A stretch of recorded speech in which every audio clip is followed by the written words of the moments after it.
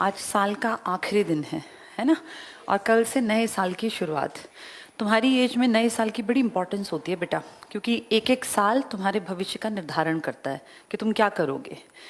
कोई 50 साल का है, एक साल और बड़ा हो गया, 51 का हो गया, तो क्या ही फर्क पड़ता है। लेकिन कोई 18 साल का और 19 साल का हो गया तो फर्क पड़ेगा कि उसने एक साल में किया क्या। 50 से 51 में कोई नहीं पूछता आपने क्या किया, भाई स्वस्थ हो, ये सबसे बड़ी बात है। लेकिन 18 से 19 से पूछ रहे हैं और बेटा क्या कर रहे हो आजकल, है ना।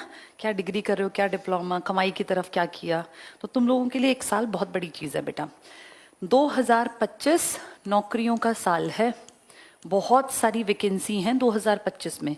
एसएससी स्टाफ सिलेक्शन कमीशन अपना कैलेंडर जारी कर दिया इसने अभी दिसंबर में।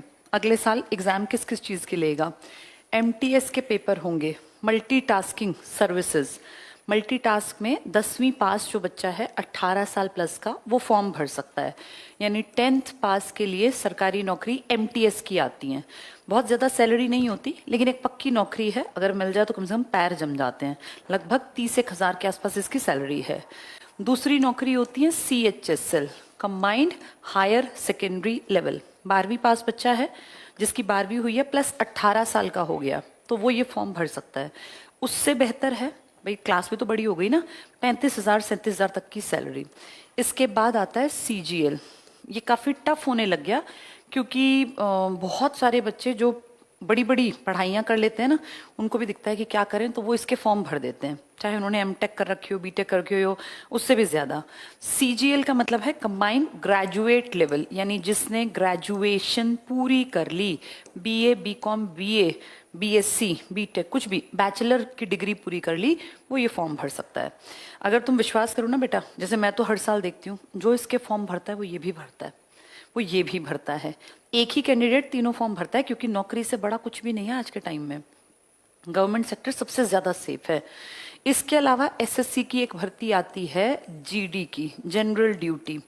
अमूमन ये बहुत बड़ी संख्या में निकलती है, कभी 50,000 कभी 60,000, ऐसे बड़ी संख्या में। इसमें 12वीं पास मांगते हैं। इसका पेपर होगा अब फरवरी के आसपास, तुम देखोगे जो एग्जाम होंगे ना SSC GD के होंगे। जिन्होंने इस साल फॉर्म भरा था 2024 के सितंबर में इसकी वैकेंसी आई थी, तो जिसने इसका फॉर्म डाला था सितंबर वाला, तुम में से किसी ने शायद भरा ही नहीं होगा, तुम्हें पता नहीं चला होगा, भरा हुआ है हाँ, लेकिन उसकी तैयारी नहीं कर रहे हो, है ना। तैयारी करने में थोड़े से लेट हो बेटा। जिसने 24 पूरा तैयारी को दिया ना, वो 25 के GD में निकाल लेगा। जो अब आएगा तो एक महीने में थोड़ी ना तैयारी होती है बेटा। फिर भी कोई नहीं, है तो हर साल आती है, अगले साल फिर आएंगी। तैयारी का टारगेट 1 साल रखना, कि साल भर मुझे अपने ऊपर समय देना पड़ेगा, सारी क्लासेस लेना, डेली आना, टाइम यहाँ 5-6 घंटे, 3-4 घंटे घर जाके, तब बात बनेगी। ये पूरा साल तुम्हारा लगेगा।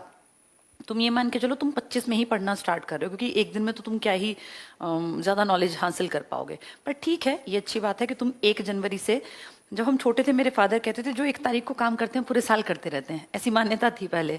तो बड़े बुजुर्ग कहते हैं अच्छे काम करो, टाइम से उठो, कि पढ़े सोते ना रहें, कि जो पहले दिन करोगे साल भर करोगे।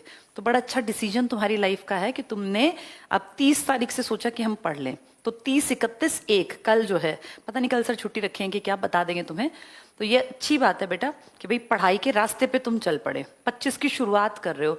नहीं तो कितने लोग तो तुम देखो तुम्हारे सामने फरवरी में आएंगे, 1 महीना और लेट करके, कुछ मार्च में, कुछ अप्रैल में। तुम इस साल के आखिर में आए हो, तुम 11 महीने नहीं आए।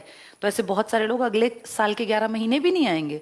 फिर भी जब जागो तभी सवेरा, ये तुम्हारे सामने ऑप्शन रहेंगे। इसके अलावा बेटा स्टेट लेवल की बहुत वैकेंसी आती हैं, जैसे हरियाणा में पुलिस की भर्ती होंगी, पुलिस की भर्ती यूपी में, राजस्थान में, दिल्ली में, चंडीगढ़ में, हर स्टेट में होती हैं, इसकी तैयारी रखो।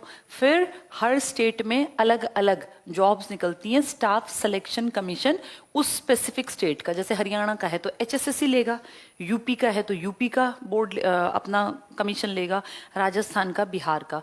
ये सब स्टेट लेवल की वैकेंसी भी एक अच्छा ऑप्शन है। ये मैंने सेंटर की बताई, हर स्टेट में निकलती हैं। इसके अलावा बैंक में निकलती हैं बड़ी नौकरियां पूरे देश के लिए, प्लस रेलवेज में निकलती हैं बड़ी नौकरियां।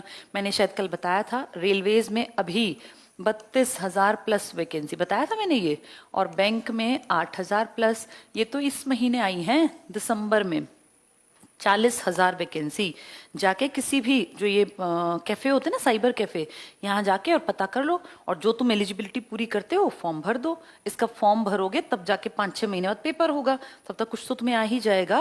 तो अब फॉर्म भरने शुरू करोगे तब फायदा होगा। अब बहुत जल्दी ही कमिंग टाइम में ही सीईटी का भी फॉर्म आएगा, ये भी भर देना।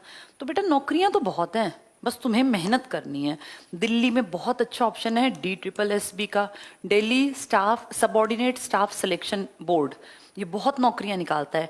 टीचर्स की, अपने यहाँ जो ये सिंचाई विभाग में लगते हैं या बिजली विभाग में लगते हैं, ढेरों वैकेंसी आती है DSSB की। बस तुम्हें पढ़ाई अच्छी करनी है, फिर जहाँ जो फॉर्म निकले हम तुम्हें जानकारी देंगे, भर देना, लग जाओगे। मेहनत करनी पड़ेगी, फॉर्म भरना, मेहनत करनी, टाइम पे पेपर दे के आना, फिर रिजल्ट की चिंता मत करना, फिर भगवान पे छोड़ देना। ये 2-3 काम तुम्हें करने हैं, ठीक है।